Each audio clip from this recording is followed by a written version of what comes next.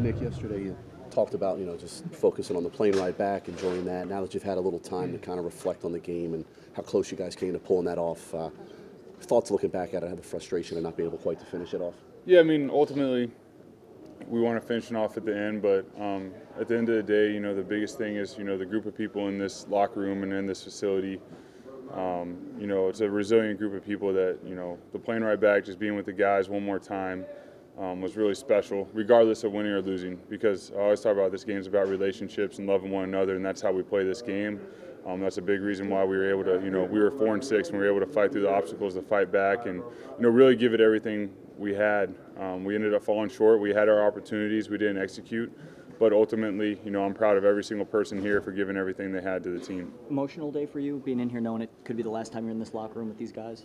Yeah, it's emotional, but at the same time, I'm, getting to talk to guys, getting to talk to the coaches, talk to my teammates.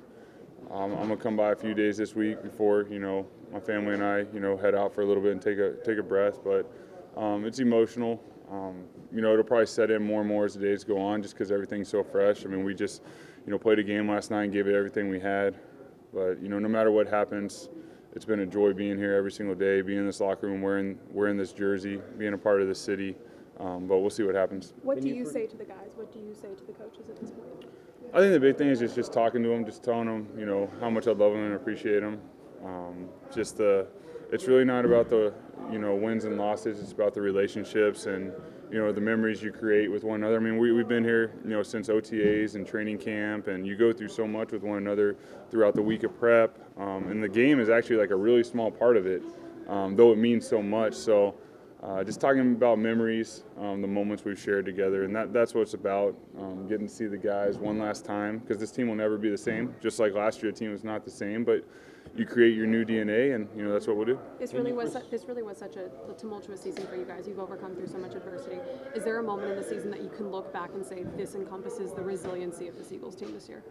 I think just when we were 4-6, and you're not in a good position, just how the team stuck together. A lot of teams would go the other direction and just call it quits and start playing their off season, and our team never did that. We just kept working together. We knew what we were capable of doing. We lost a lot of really close games, and ultimately we were able to fight our way back and get into the playoffs and upset the Bears and have an opportunity down in New Orleans to get after the Saints. And once again, I'm proud of the guys for sticking together through that. It says a lot about this team. Can you foresee a scenario where you would come back next year? I mean, everything's open. We'll, once again, the most important thing right now is just sort of taking a step back and really just being with family and taking a breath. That's the most important part of this year. So everything's open. We'll talk about everything. Like I said, I love this city. I love this locker room. It's special. It's really special. I've enjoyed every moment, so we'll see. As a follow-up to that, you structure your contract so that you can buy back free agency, essentially. Is being a free agent, is having the option something that you want, that's appealing to you right now? Yeah, I mean, I think having the option to be a free agent is extremely important. I'm technically really not under contract right now, and that's something that we'll discuss in the future. That was, like I said, it's a unique situation. It's a good situation for this team to have. Our QB room's been really special these last couple of years with, Carson, Nate, and I. Like I said, all three of us can play. I mean, even Nate, who hasn't really had a lot of opportunities, I mean, that guy can ball. He's got a bright future. He's just had to wait in the wings, but he continues to learn. He's about to go on year 4, and, eventually he'll have an opportunity. If he's here for the next couple of years, he's here, but he'll have an opportunity to start as well, because that's the type of player he is. And it's just, this team's been, the QB room's been special. But the reason I ask that is obviously the team option's coming up soon. If that's exercised, the ball's in your court. Yep. So it's fair to say you want the chance to be a free agent. We'll pursue it when it happens. We'll see what happens. Hypothetical, once again, taking a breath right now. Talking to the team. I have a great relationship with this team, and that's genuine. So we'll continue to communicate. We'll continue to talk about everything, and ultimately, we'll make the best decision for both sides, and we'll figure it out. That's what it's always been about, being here in Philly. So it'll work out. Having your goal is to be a starter. Yeah, I would love, like I said, I would love to lead a team. The starter thing, like leading a team, impacting a locker room. that's something that, that's why we play the game, to impact people, to create an atmosphere. And you can't just do it as the quarterback, though. It's not one person. That's the thing that if this team's shown, it takes a team. It's not just a quarterback. This team on all facets leans on one another, defense, offense, special teams, coaches, and, ultimately that's what creates a winning atmosphere. But yeah, just the opportunity to play. That being said, how much do you feel for Carson and what he's had to deal with the past 2 years that, starting the season as the guy and then not being able to make that playoff run? I mean, it's really difficult. It's unfortunate. I know how much he wants to be out there. It's always difficult to watch your team play when you want to be out there, but I feel like he's handled the situation well. It's unfortunate it happened this year again, but I also know that this is going to make him a stronger player, a better player, and he has an extremely bright future, as we all know. How did Doug keep this locker room together when you guys were 4-6? He's just genuine. I mean, he's not fake. He continues to be Doug. He continues to motivate guys by, being who he is. He didn't put any added pressure. He trusts his players. He trusts his players to speak. There's a lot of great leaders in this locker room, and that never wavered. And I think the thing that you see with Doug Peterson is like a guy who's just genuine all the time. And that's something that resonates in this locker room. Just Having the piggybacking. perspective of the other 2 stops, has that, or the 3 stops in your career, has that given you kind of perspective on what you are looking for in a potential next stop? Yeah, I mean, wherever I am, like I said, everything's open. It's always about the people you're with, the atmosphere. Like I said, so much is put on the quarterback, but great teams are great teams. If you expect the quarterback to go in there and do everything, you're probably not going to be successful. We see that all the time. But the difference here is, I've seen, the teams that are successful when I was in Kansas City and when I've been here, the teams that in the locker room, every side of the ball, everyone actually cares about one another. And that I've always believed in the fourth quarter of games, the way you win those games is you trust the man next to you. How can you trust a guy if you're not, out there playing for him? You can't. But that's what great teams do. So that's something I will always look for in a team. Going back to Peterson for a second. Yes, you guys won a Super Bowl last year, but what can you say about the job he's done this year, going through so much adversity with pressure on your back to get to divisional weekend and get to this point? I mean, he's one of my favorite people in the world. Being able to play for Doug the last couple of years has been a joy. He was my quarterback coach as a rookie. I was just talking to him not long ago. I remember when he flew down to Westlake High School, and I threw with him when he tried me out before the combine, or maybe it was after the combine, before the draft. I mean, he's the same guy, and that's how he leads. He never points the finger, just continues to work, continues to motivate, and he knows it's about the process. It's not about the outcome. If you weigh everything on the outcome and that's going to define who you are, you're going to be lost in life. But if you enjoy the process, no matter what, if you win or lose, you can keep your head held high. And that's why the guys in this locker room are keeping their head held high, because that's what, is preached here. That's what Doug does, that's what the coaches do, and that's why this place is so special. When you have a sense of what Doug's game, that might have been the last chance you kind of showed the league what you were able to do this year. Obviously, you've had the past 4 weeks. What do you think the past 4 weeks showed for league? I think the big thing is what I've always wanted to show is you can't figure out a player by stats. It's not, and that's what I've always believed. It's about heart. It's about relationships. It's about being there and the at the end of the game having an opportunity to win. And I think the thing that I've wanted to show is it's not about the quarterback. It really isn't. It's about how a team can come together at the end of the game. And, a quarterback's a piece of that puzzle, but just how important the atmosphere is. And, realizing that, my message has always been, quarterback can help bring it together, but you have to lean on one another.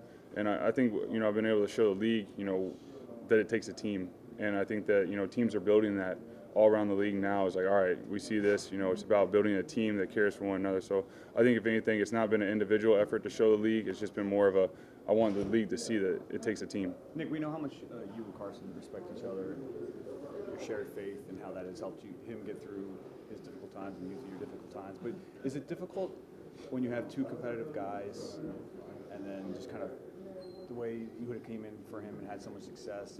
Is that just natural that maybe it's not going to always be kind of rainbows and sunshine? I'd say human nature, it's tough to, when you want to be out there playing, it's tough to watch. But at the end of the day, I think that, what our QB room does really well is we still genuinely are there to support one another and be there for one another. And, you know, it's been great, you know, having Nate and Carson there the last several weeks. Though, like, Carson wants to be out there playing, Nate wants to be out there playing, but, you know, they've been there for me while I've been playing. When Carson's playing, it's the same way. And, yeah, I mean, that's human nature. We all know that. That's why you asked the question.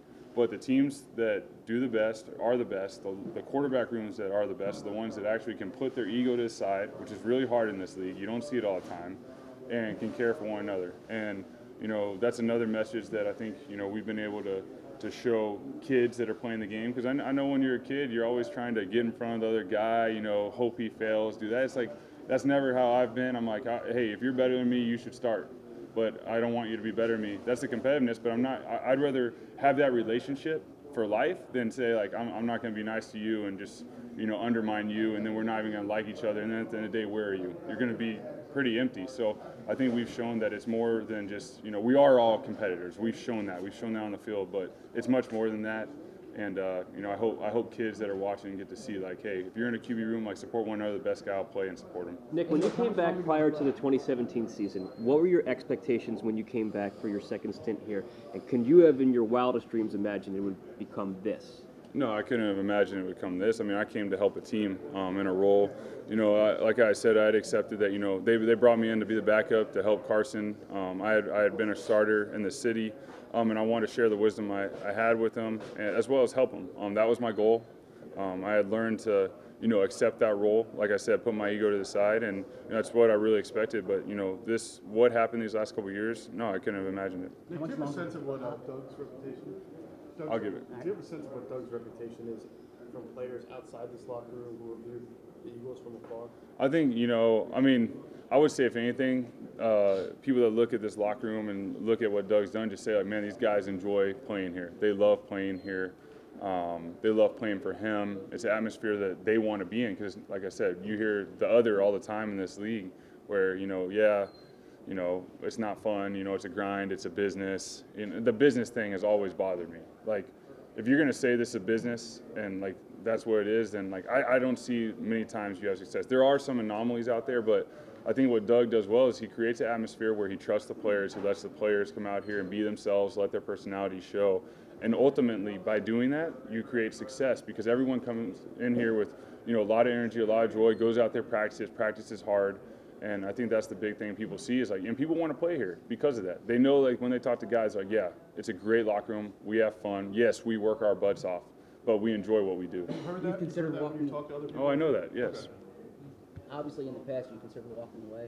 How many more years do you want to play? That's a good question. You know, this is something like my wife and I always talk about. We pray about it, what the good Lord wants us to do. You know, whatever we decide, whatever contract we, you know, sign, we will always honor that contract years-wise, and then we go from there. So that way, I've never had a set like, hey, I want to play till I'm 40, I want to play till this.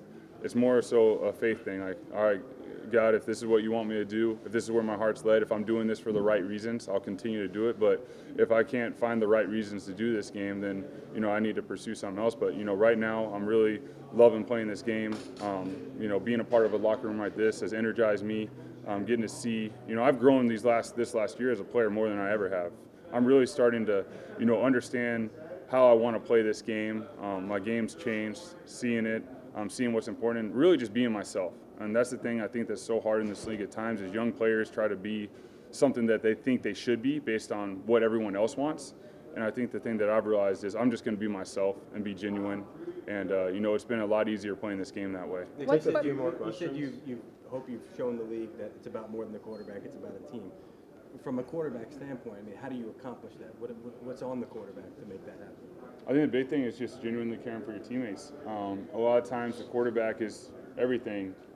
It's built, I mean, the teams are going to build it around the quarterback, but I'd say as a quarterback, like, you know, talking to the defense, getting to know your offense, getting to know special teams, talking to the guys during the game, not making it about you.